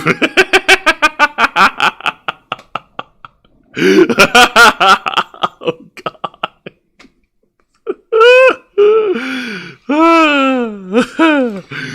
Anyway, so getting to the match.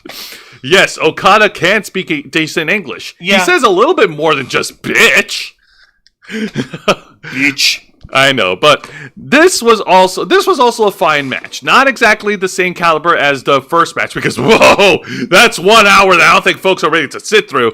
But this was still a fine match regardless. Kazuchika Okada, of course, being the slightly taller build of the two competitors, was able to keep Swerve Strickland grounded and keep him and brawl with Swerve Strickland not just in the ring but also out of the ring itself. And then, of course, at one point, what's his face? You know, like while he was wrestling, you know, Prince Nana was trying to get the fans to keep chanting for whose house? Swerve's house. Whose house? Swerve's house. Exactly. Yay. Yeah, no, it was good. I believe in Swerve Strickland. Oh my God. But getting back to it, so Swerve Strickland was able to hit a comeback using his unorthodox wrestling style. He was able to roll out and reverse many of Kazuchika Okada's moves, doing a rollover suplex in the middle of the ring. And then at one point, he tried to go over to the top rope and tried to hit that diving basement dropkick that he does. Kazuchika Okada cuts him off and lays out Swerve Strickland. And just before he tries to lay out Swerve with the Rainmaker, instead of doing his basking in whatever glory pose, he does this. He just flips off the crowd. He flips off Little Rock. Very classy, dude. Really? Yeah. He flips off Little Rock. Swerve Strickland was able to reverse the Rainmaker and lays out Kazuchika Okada. And just when it looks like we get Swerve was about to win, the Young Bucks run in and we get a DQ finish. The Young Bucks knock out Swerve Strickland.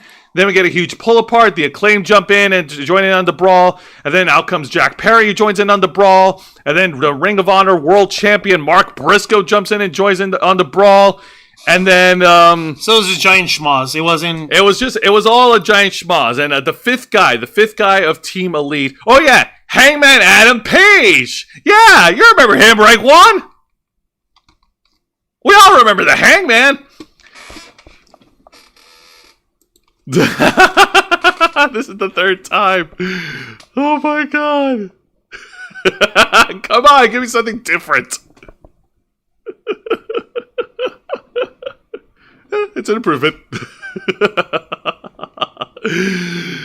But anyways, Hangman Adam Page runs down and helps the Elite, and it looks like things are dire for Team AEW.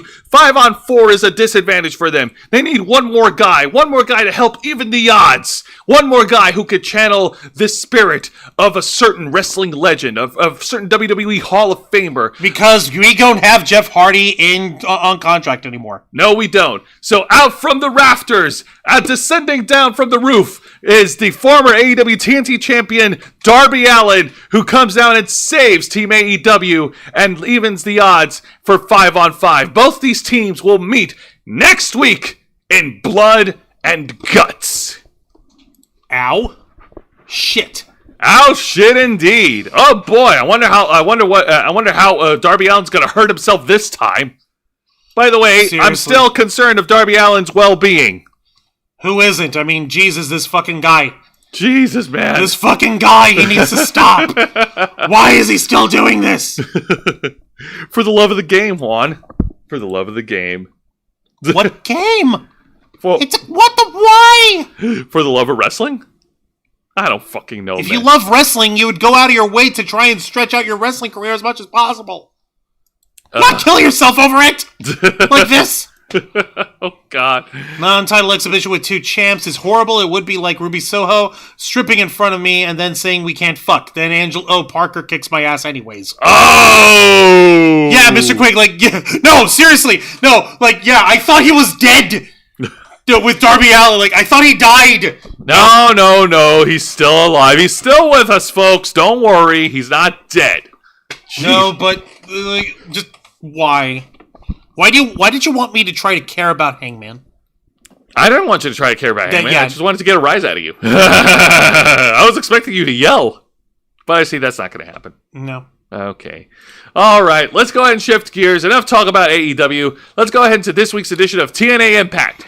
This is their go-home show before their Slammiversary, which is Saturday.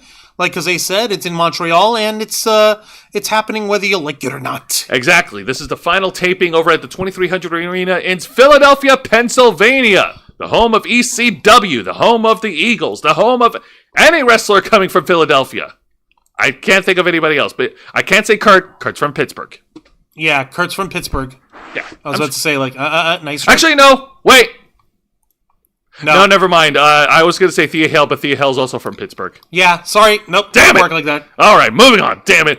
So, the match. So, in another instance of the prohibited portal being opened up for both wrestling promotions, we got a 6-man tag match, player. Holla, holla. Oh, this sounds a lot like deja vu, if you ask me. As the No Quarter Catch Crew representing NXT, that'll be Charlie Dempsey, Miles Bourne, and Tavion Heights.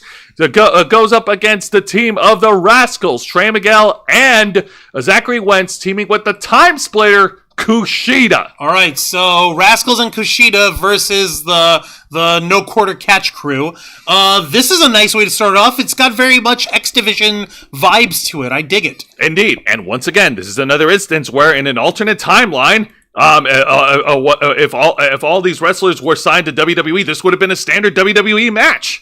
Which is cool, and which is insane, and I have no idea why anyone would have an issue with it. They better not. I'll eat people if they do. By all means, go ahead. No. Tell us about the match. You can't. First of all, you can't commit cannibalism. All right. Secondly, shows what you know.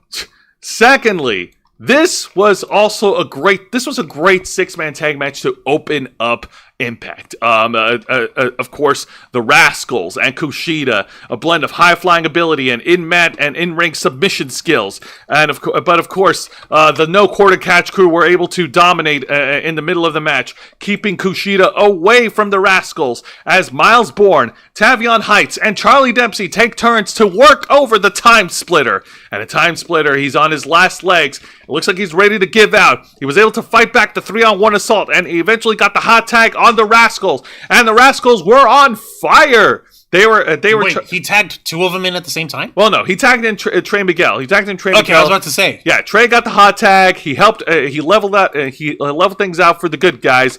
And then we got some great double team action in the ring. There was this one point where all 3 of the babyfaces, Kushida and the Rascals, like, they flipped over, they backflipped over one of the Rascals, and all 3 of them did, like, after the backflip, they did, like, a simultaneous, like, 3-person drop kick onto one guy. Ah! Oh, that sounds so tasty. That sounds really tasty. That sounds great. Yeah, no, it's awesome. And it looks, and we were about to get the main finish as the Rascals were about to hit their finishing move, but then out comes this strange bastard, Jonathan Gresham, with his weird octopus face, and he's goading Kushida, and Kushida runs out of the match to chase after Josh Alexander, because I don't fucking know. So, Jonathan Gresham is being an octopus all over himself, he's being very octopusy, and he was chasing Kushida. I guess it's because he wanted that ink back. Maybe when Kushida went Doc Brown and collected that sample of Jonathan Gresham's Octopussy ink that just kept him like Kushida was able to analyze and scientifically deduce what it's made of so he can counteract it or something. But Jonathan Gresham, being the Octopussy that he is, doesn't want this to doesn't want his weakness to be discovered. Great Scott. Man, this is heavy. So unfortunately, this leaves the Rascals in a 3-on-2 disadvantage. Ow. As one by one,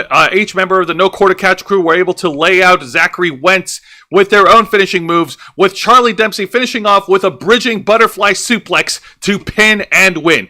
Your winners, representing NXT, the No Quarter Catch crew. Ooh, that must have fried some asses in the back, in the crowd. People must have been pissed! Yes, but more importantly, this is a great way. Like, the Rascals, the TNA team, they got to win on NXT. The No Quarter Catch crew, they got to win on TNA. This echoes to recent comments that the TNA World Champion Moose made in his recent interview regarding the relationship between TNA and WWE. Also, I'm seeing we've got Matthew Colburn, Lisa Boo, and Jeannie Rick in the chat. Guys, you made it! Jesus Christ! Welcome to Wrestle Rewind. Better late than never. We appreciate your faces. Welcome. Thank you so much for being here. Yeah, no. Moose made some comments regarding on how healthy the relationship is between WWE and AEW, how they're helping each other, and it's not entirely one-sided or with AEW being selfish. And those are not our words. These are words that came straight from the TNA World Champ. Okay, let me get the official quote here that Jose sent me from Moose.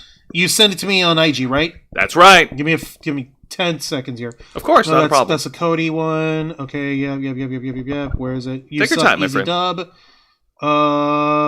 There we go. Okay.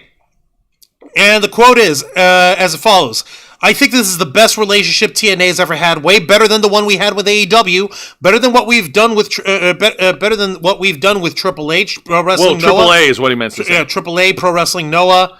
Also, Jeannie Rick, holy shit, dropping $1.99 super sticker! Hey! Thank you for that. You're awesome. What does it say here? Behind the scenes. All right, continue. Let's see here. Pro Wrestling Noah. In this relationship, both companies respect each other, and it's doing great by each other. There's not one company that's being selfish. Yeah. Fucking Tony. Yeah. Idiot. Because last time AEW was working with TNA, well, I mean, they got Christian Cage to be the Impact World Champion, but they none of the Impact Wrestling guys, the TNA guys, got over in AEW except for for Gallows and Anderson. I mean, come on, guys. I love me some Good Brothers too, but come on. Yeah, I know. It's so ridiculous. It's so painfully one-sided now that we're thinking about it in hindsight. We've covered this relationship before on Wrestle Rewind, so you can go back and watch it on our videos from 2021. But the point is, yes, I fully agree with Moose. Juan fully agrees with Moose. This relationship is much more healthier, much more beneficial for both parties than TNA's past relationship with AEW. Damn right. And Mr. Quake's like, it's like the territories all over again, except better. Except with TV, except with, production, and except with people being, professionals with each other. And Jeannie Rick had a little typo. So they said, I can miss the Ravens flock in my wrestling fix. Wait, I meant not, LOL. Sure. No, and then Jeannie Rick's like, sorry guys, working for the man. We know, we're just busting your chain, don't worry. All right, no, it's all good. But now let's get over to the exciting match of the night, and I'm not going to lie to you.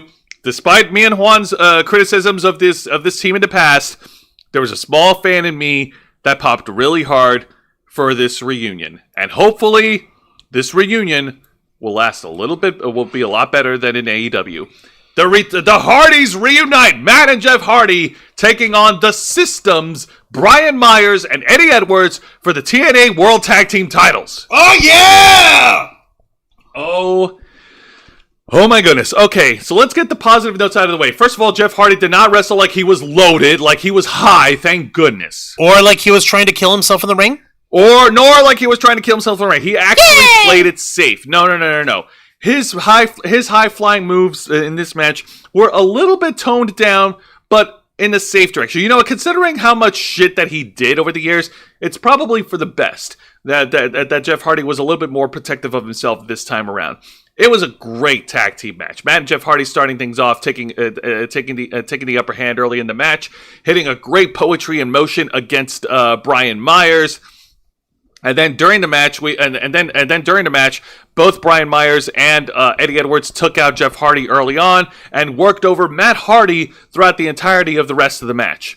And then Matt Hardy was continued to get worked over by Brian Myers and Eddie Edwards until eventually he got the hot tag to Jeff Hardy. Then Jeff Hardy hit all the moves. He hit a sit-out jawbreaker. He hit the pendulum drop kick. He hit the drop kick to be on the groins of one of the wrestlers of the system.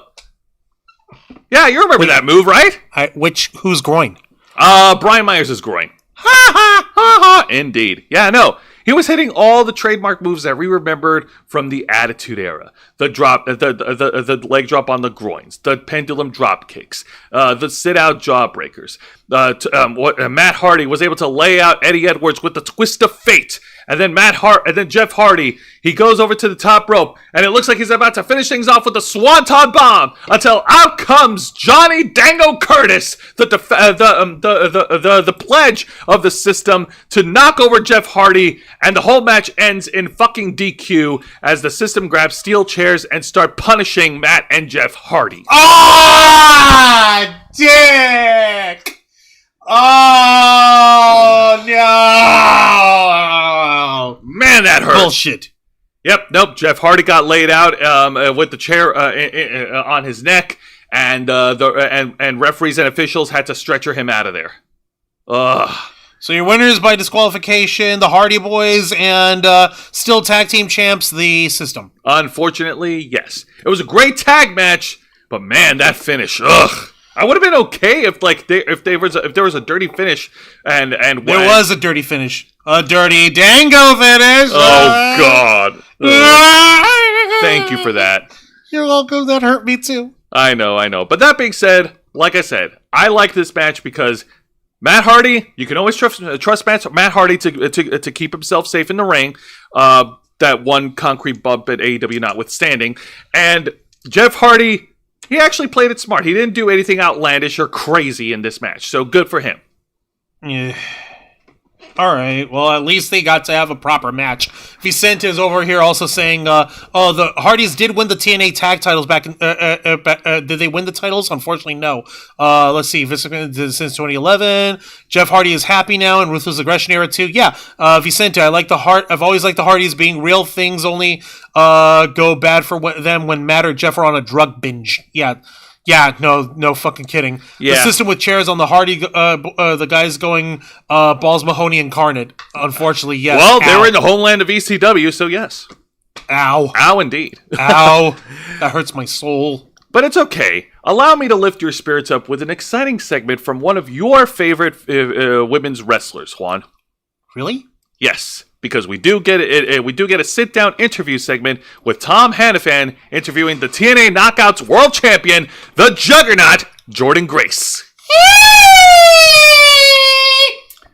Now, this was a very, very good interview segment. Basically, a lot of questions were geared towards Jordan Grace's accomplishments in the past year, and since the reformation of TNA. Snoo, death by snoo, death. By snoo, death by snoo, death look at by snoo.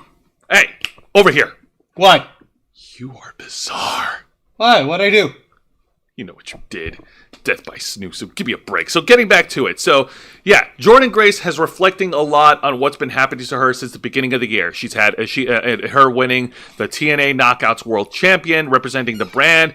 Her appearing in the WWE Royal Rumble this year, right? And had a great showing. And it feels like forever ago. It was just in January. I know, right? Yeah. No. Yep, and Jordan Grace also getting another WWE pop by showing up on TNA. Showing up on NXT and NXT Battleground, challenging Roxanne Perez for the NXT Women's Championship. So that was awesome. It was very nice. It was such a wonderful moment. Of course, yeah. No, she's reflecting a lot in this year. She's had a great year. She is happy about it. She also reflects on her upcoming title defense against Ash by Elegance at Slammiversary. She's made a very bold statement that she plans to take out Ash by Elegance and retain the TNA Knockouts World Title. God damn. Yeah, no, it's not overstating to say that so far, we're only halfway in 2024, and in the past 6 months, Jordan Grace has had a huge boost in her stock and in her popularity, thanks to not only what she brings to the table for TNA, but also for the cross-promotional relationship with WWE. And it's been paying dividends here. We've got the prohibited portal swinging both ways over here. Mr. Quake is saying Jordan Grace's name sounds like a Kiss song. Yeah, I guess when you think about it. Matthew Coburn, the Velvet Fog. Zap Brannigan wants Snoo Snoo, the Valor Fog. Jesus, man. Only you, Juancho. Jesus, you want your head crushed like a watermelon. It's either her or Rhea! Okay? Okay! I think Jey Uso might want to have a word with you about that. Yay! He might want to challenge you to a fight at Waffle House. Yay! You know what? Sure, fuck it. Juan Rouse versus main event Jey Uso in the Waffle House Arena. Winner gets death by Snoo Snoo from Rhea Ripley. Dude, you're gonna get yeeted into the kitchen. I will die, a man who dared to dream. He's gonna spear you just like he did at Jey. You know what I'm gonna do? I'm gonna fucking take the freaking waffle batter, I'll throw it into Jey Uso's freaking eyes, and then I will make sure that his hash browns are slapped, capped, and slathered all up his ass! Okay, all right. Now let's move on. Damn it, you broke me. Jesus. All right. Hang on. Now let's move on to the match of the night. And this one followed up immediately right after the Hardy Boys were put out by the system and by JDC. As immediately after that, we had Mike Santana versus JDC. And Johnny Fandango Carter. What the fuck's his last name? Johnny Dango Curtis. Whatever. JDC. All right, so what does the idiot want? All right, so Johnny Dango Curtis, once again trying to prove himself to be an asset to the system, goes one-on-one against Mike Santana, who took umbrage to Curtis interfering and costing the Hardys their tag belts. So this wasn't a bad match. This was actually pretty good. Of course, Dirty Dango's using underhanded tactics to get an advantage over Santana whenever possible. Santana, of course, tried to hold his own, but after having too much of JDC's bullshit in this match, Santana snapped. He started grabbing a steel chair and got himself disqualified and put the beating on JDC to the delight of the Philadelphia fans. Yay! So yeah, the match got thrown out in disqualification, but who cares? The point is Mike Santana beat the shit out of JDC, and thankfully this came up in a way that helps it hits the pleasure centers in the back of my brain because of the way that Fandango here has been doing oh god, I really hate professional wrestling. Like, now what the fuck are you doing here, asshole? Yeah, I get it. It's all part of the shtick. I understand. I know what a gimmick is. But I digress. That's a weird fucking gimmick to be on, bro. At least Mike Santana gave him the ass whipping and the beating of his lifetime that he fucking earned and deserved all this time. Let me take a look at the chat. Yeah. Mr. Quake was saying CM Punk needs to be there. Now he's just going to be watching on the side over there, drinking some Diet Pepsi. Right. I loved IHOP. I like IHOP too. IHOP's nice. But if you're going to have a fight, it's going to be in a Waffle House parking lot. Hang on, Visit's saying, Juancho challenging Jey Uso is an easy win. Show up with 6 packs of beer, then Jey lets you beat the shit out of him. And then drinks heavily. And drinks heavy. And then we take a lift home because we're responsible. Now, Juancho, I'm going to let you answer that in your question here. For Mr. Geek Me Out, what do you think of MJF winning the International Championship from Will Ospreay? I don't hate the idea. I'm fine with the way they had the match. It was good, but it did feel like it started to stretch on. And that's the issue that I really had with it. I'm pretty sure that's the issue that everybody was having with the match. That was just kind of like, okay, when's it getting over? When's it finishing? They threw in that, by the way, we're getting to the 60-minute time limit right at the end. Like, guys, we get that, but like, are we actually going to go to a time limit draw? Nobody likes that. But getting to the time limit win at the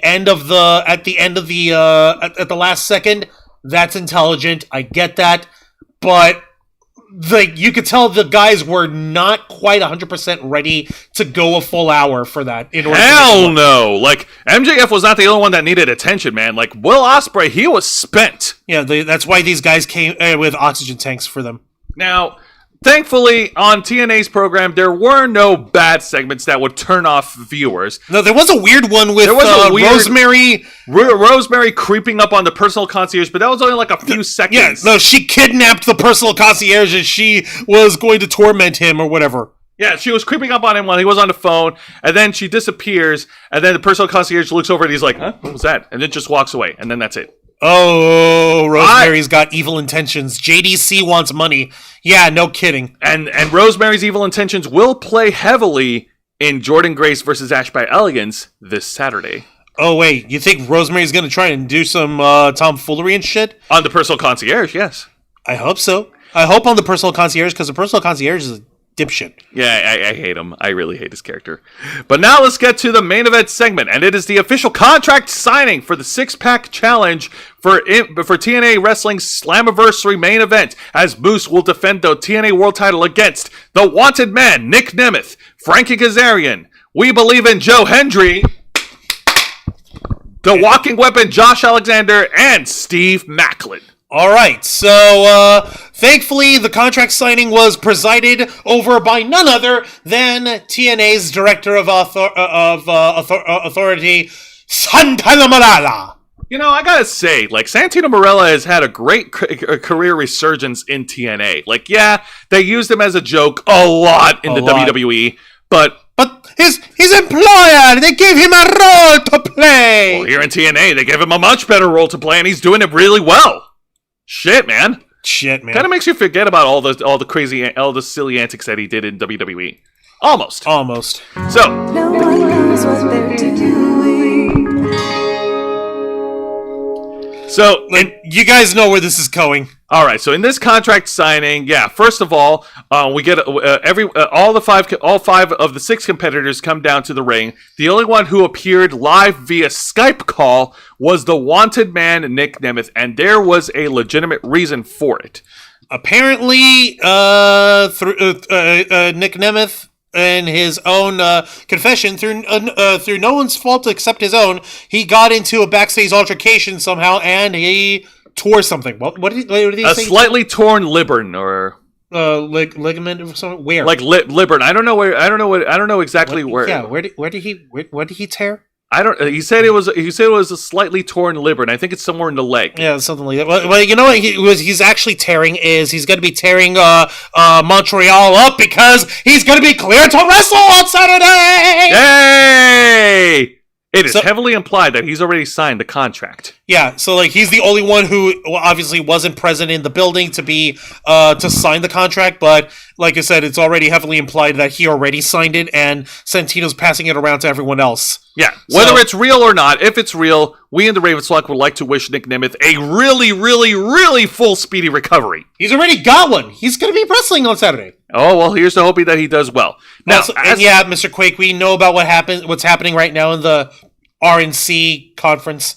We already got 4 hours of all that political talk last night on the Black Files. If you want to watch it, Juan will be more than happy to share the link in the chat. Yeah, please, by all means, watch the Black Files from last night's episode. It was 4 hours of mine, Zayana Rose, Dragon Fangs, and Jose's lives that we're never going to get back. We tortured ourselves for you. Please watch it! We read the entire document, so you don't have to. Yeah, and by document, we're talking about the document of Project 2025, which is a nightmare, which is a godless disaster of a disgusting fucking, like, dogma that these people want to hoist on us. It was very hard to stomach, and that's putting it lightly. Yeah, no, I don't fucking think so, buddy. We don't play those games here.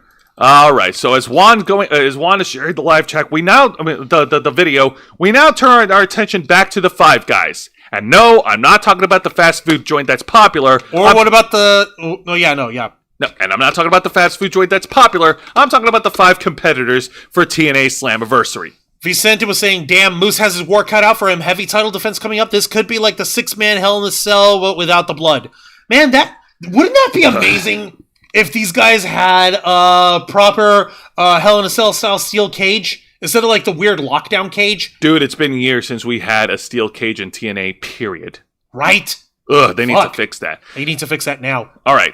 Now, getting back to the contract signing, so Santino Marella did moderate the signing. Every one of the competitors got to sign one by one. Josh Alexander signed, then Steve McClane signed. Oh yeah, fucking Santino. I'm sorry, Steve McClane and John Alejandro signed. Yeah, no, Alejandro. Fucking really with the bad translations here, Santino. Come on. Then Kazarian had to sign it after looking it over just to make sure, just to double check. And Santino's like, yeah, go ahead, you read, you take your time. I know you have trust issues. Yep. Joe Hendry got a chance to sign it, and then Moose, the champion, signs last. No, Moose was like, no, you're not going to sign it last. I'm the champion. I signed this last. Give me that. Like, trying to pick a fight with fucking Joe Hendry. Yeah. Really? I get it. And you're still sore about Dancing Moose. And it looks like things were going to end relatively copacetic in this contract signing. There wasn't going to be any physical calamity until out comes this piece of shit TNA Digital Media Champion, AJ Francis, and Rich Swann, bragging and boasting on how he is the moneymaker, how he's the actual main event. On how he's the actual main event, and how he put the hurting on PCO, and just a lot of braggadocious bullshit that I really was not having, and neither was Santino Marella, as Santino told AJ Francis to get the hell out of the ring. Right? But then, out, not from the rooftops, but from under the ring, we get PCO. And PCO is actually in here, like, and this actually makes sense because motherfucking AJ Francis invoking PCO left, right, and center is like, yeah, I'm gonna beat his ass, I'm gonna whip him, he's a sore loser, and all y'all guys are suckers, all y'all are losers, we're the main event, we're the real guys, and PCO is like, in France, I think there's only one way to really say it over here, folks. And I'm gonna fucking get this in the proper language that this deserves. It has to be French Canadian. Yeah, there we go. Oh God! Oh God! Oh my God!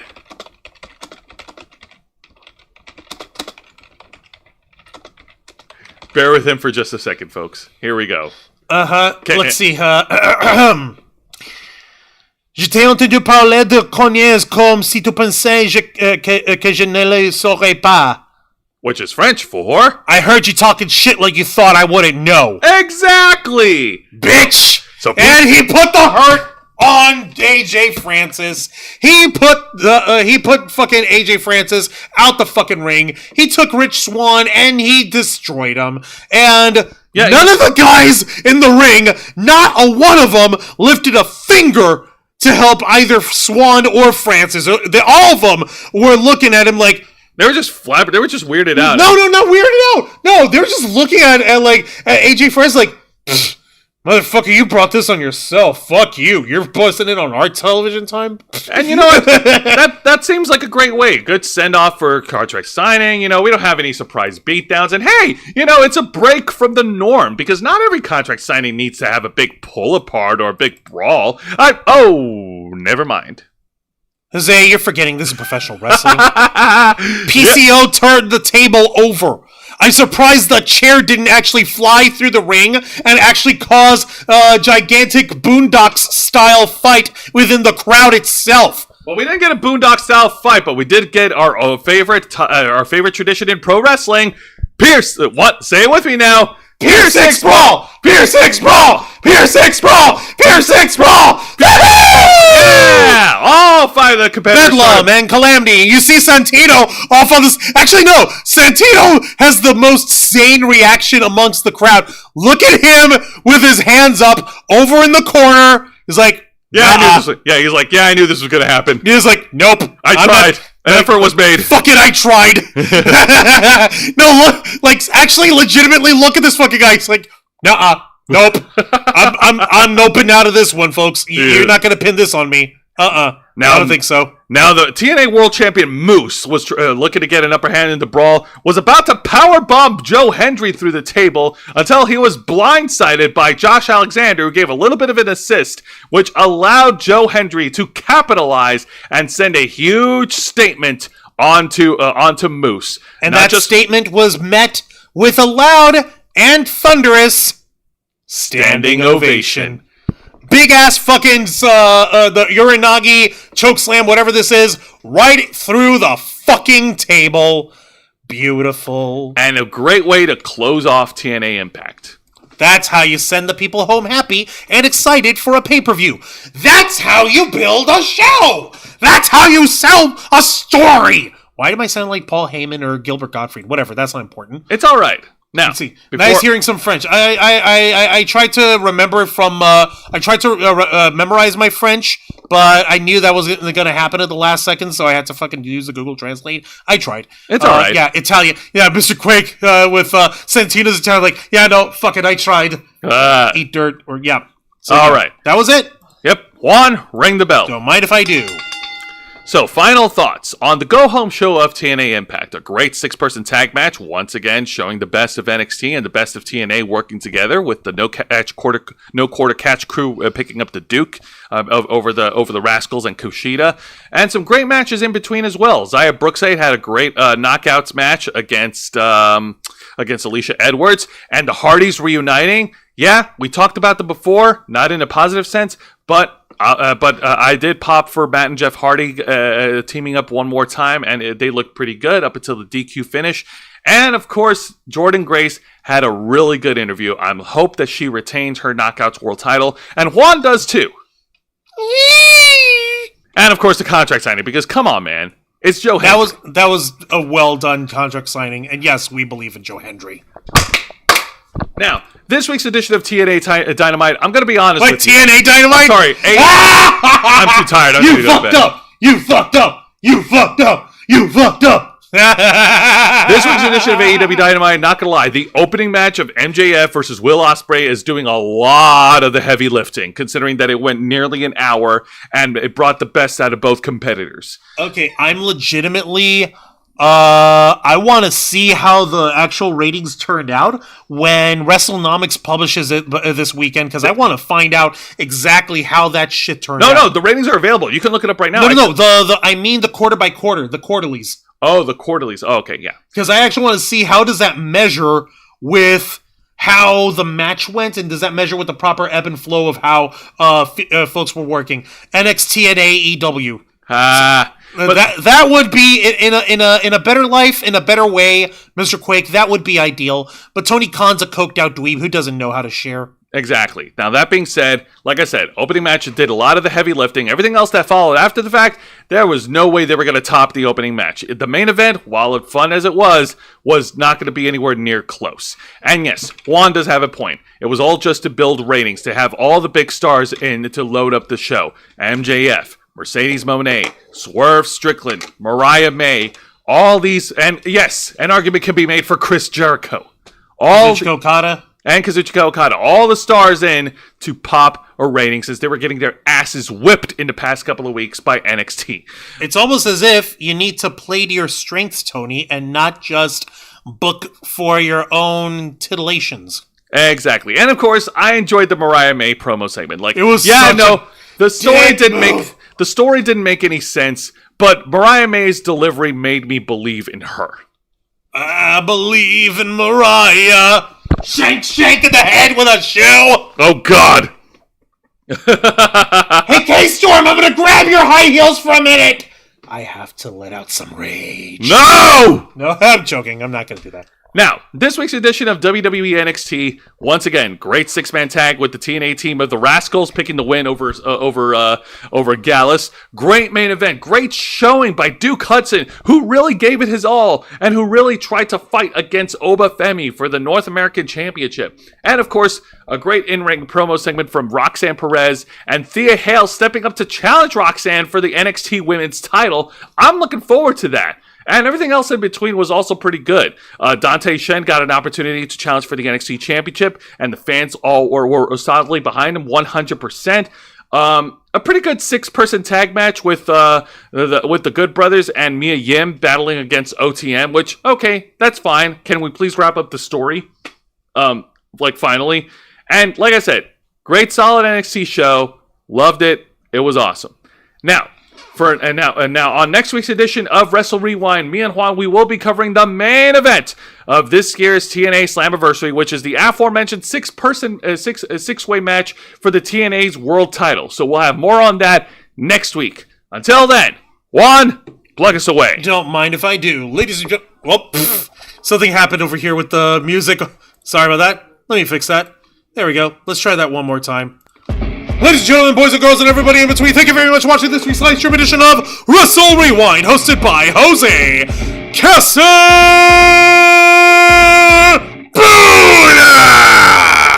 As he reviews for you the best and the worst of three of the most exciting professional wrestling programs in North America today: WWE's NXT, All Elite Wrestling's AEW Dynamite, and Total Nonstop Action's TNA Impact. Step into the ring every Thursday night at 10 a.m. Eastern Time, simulcasting on YouTube and Kick. Hit the subscribe and the follow button, ring the notification bell to stay up to date on all of our content. Become an inner flocker by hitting the join button, and until next time, continue to follow us on Facebook.com/TheRavensFlock, Twitter.com/RavensFlock13, Instagram.com/TheRavensFlockOnline, Kick.com/TheRavensFlock, and of course, remember to hit the subscribe button and ring that tiny little notification bell right here on our flagship platform, YouTube.com/TheRavensFlock, humble home of the Black Files, Los Amigos Play, Wrestle Rewind, and The Ravens Flock.